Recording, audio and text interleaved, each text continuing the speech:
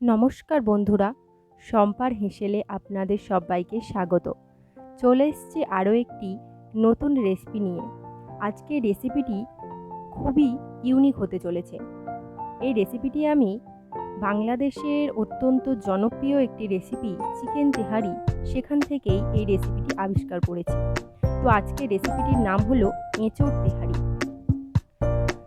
এই রেসিপিটি বানানোর জন্য আমি এখানে আড়াই বাটি গোবিন্দভোগ চালকে ধুয়ে নিয়েছি, আর নিয়েছি মিডিয়াম সাইজের বয়েল করা এঁচোড়।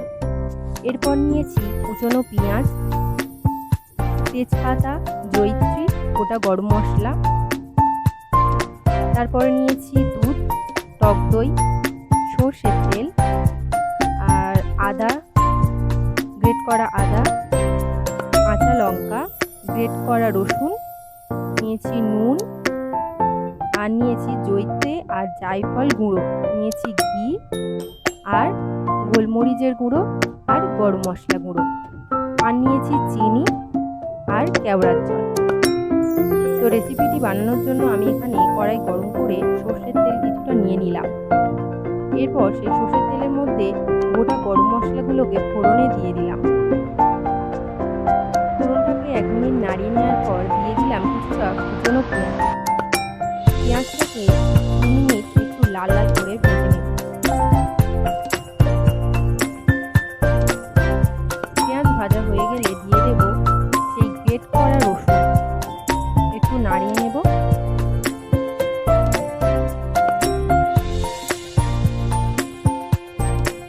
এরপর দিয়ে দিলাম গ্রেট করা আদা।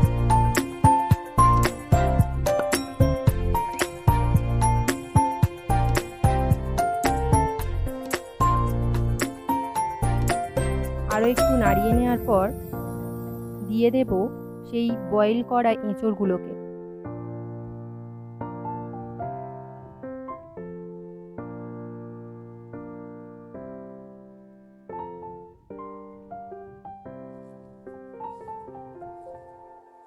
এঁচোড়গুলো একটু নাড়িয়ে নেওয়ার পর দিয়ে দিলাম কিছুটা লবণ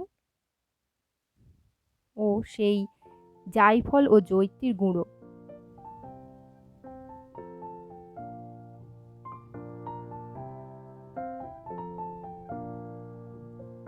দিয়ে দিলাম 3টে কাঁচা লঙ্কা আর কিছুটা গোলমরিচের গুঁড়ো, দিয়ে আবারও একটু নাড়িয়ে নিলাম। এবার দিয়ে দিলাম সেই টক দই।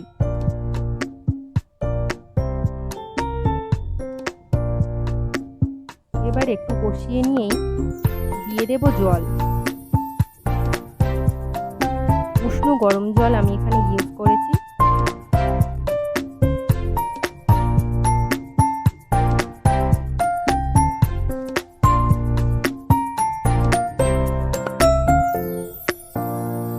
এবার এটাকে ফোটার জন্য রেখে দেব। অন্য একটি কড়াইতে আমি এখানে দিয়ে দিলাম কিছুটা সর্ষের তেল এবং একটি তেজপাতা। তেজপাতাটি একটু নাড়িয়ে নিয়েই দিয়ে দেব কুচনো পেঁয়াজ। পেঁয়াজটিকে একটু নাড়াচাড়া করে নিয়েই এর ওপর দিয়ে দেব রসুন গ্রেট করা আর আদা গ্রেট করা।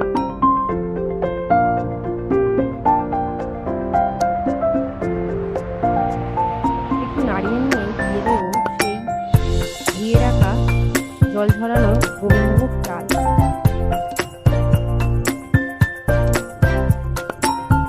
চালটাকে মিনিট 3 ভালো করে ভাজার পর দিয়ে দিলাম 1 বাটি দুধ এবং 4 বাটি জল। কারণ আমি এখানে আড়াই বাটি চাল ইউজ করেছি, ফলে আমি এখানে 5 বাটি দুধ জল মিলিয়ে ইউজ করলাম। আপনারাও এরকম দুধ ও জল পরিমাপটা ঠিক বুঝেই দেবেন। এরপর দিয়ে দিলাম কিছুটা লবণ ও একটু চিনি। এরপর লো স্টিমেতে 5 মিনিট রাখার পর ঢাকনা খুলে দিয়ে দিলাম জায়ফল ও জয়িত্রীর গুঁড়ো, 2টো কাঁচা লঙ্কা আর একটু গরম মশলার গুঁড়ো। একটু মিশিয়ে নিয়েই দিয়ে দেব সেই এঁচোড় কারিটাকে। এবার ভালো করে সেই চাল এবং এঁচোড়টাকে ভালো করে মিশিয়ে নিলাম। নেওয়ার পর দিয়ে দিলাম কিছুটা ঘি ও 2 চামচ কেওড়ার জল।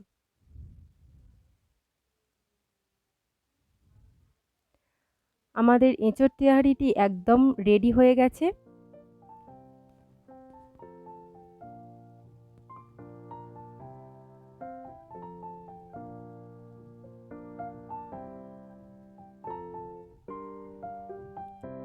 এই রকম নিত্য নতুন রেসিপি দেখতে আমার চ্যানেলটিকে সাবস্ক্রাইব করে আমার পাশে থাকবেন।